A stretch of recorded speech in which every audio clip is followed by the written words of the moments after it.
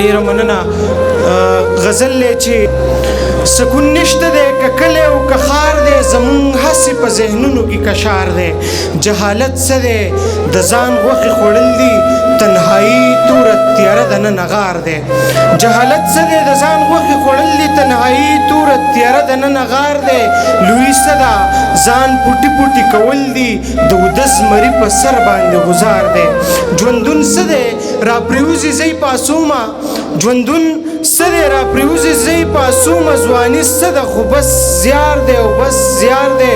ګوتې شمېري د خپل ځان د ننه ورک دی ګوتې شمېري د خپل ځان د ننه ورک دی د دې ښار هر یو سړی ذهني بیمار دی څه باور چې سا به کم ځای کې ورشلېږي ګله سا خو په مثال د نري تار دی ډېر زیاته مننه